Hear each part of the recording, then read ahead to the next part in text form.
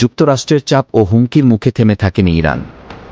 চমকে দিল বিশ্বকে, একযোগে ৩-০টি ক্ষেপণাস্ত্র নিক্ষেপ, নদীপথ বন্ধের ঘোষণায় তৈরি হল নতুন উত্তেজনার ঝড়।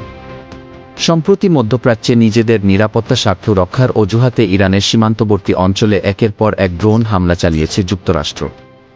ওয়াশিংটনের দাবি, তারা শুধুমাত্র সন্ত্রাসী ঘাঁটিকে লক্ষ্য করেই হামলা চালিয়েছে। তবে তেহরান এটিকে সম্পূর্ণ অবিচার এবং আন্তর্জাতিক আইন লঙ্ঘন বলে আখ্যা দেয়। এছাড়া হোয়াইট হাউস থেকে স্পষ্ট হুমকি আসে, ইরান যদি প্রতিশোধ নেয় তাহলে তার পরিণতি ভয়াবহ হবে। হুমকি শুনে চুপ থাকেনি ইরান। মঙ্গলবার গভীর রাতে তারা একযোগে ৩-০টি ব্যালিস্টিক মিসাইল ছুড়ে দেয় যুক্তরাষ্ট্রের ঘাঁটির দিকে, সিরিয়া, ইরাক এবং কুয়েত সীমান্ত বরাবর। ইরানের রেভ্যুলুশনারি গার্ডের মুখপাত্র জানায়, এটি কোনো হুমকি নয়, এটা আমাদের আত্মরক্ষার অধিকার। উল্লেখযোগ্য বিষয় হল, এই হামলার পর একাধিক মার্কিন ঘাঁটি জরুরি লকডাউনে চলে যায়। এরই মধ্যে ইরান হরমুজ প্রণালীতে আংশিক নৌ চলাচল স্থগিত ঘোষণা করেছে। বিশ্বে ২-০ তেলের সরবরাহ হয় এই পথ দিয়ে।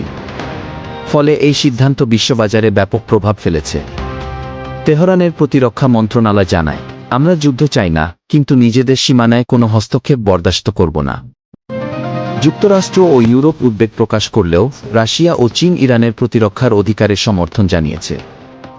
জাতিসংঘ জরুরি বৈঠক ডেকেছে এবং মধ্যপ্রাচ্যে কি পূর্ণ যুদ্ধ কি সম্ভাবনার কথা বলেছে আন্তর্জাতিক পর্যবেক্ষকরা। বিশ্লেষকরা বলছেন, একটি ভুল সিদ্ধান্ত পুরো অঞ্চলে যুদ্ধের আগুন জ্বালিয়ে দিতে পারে।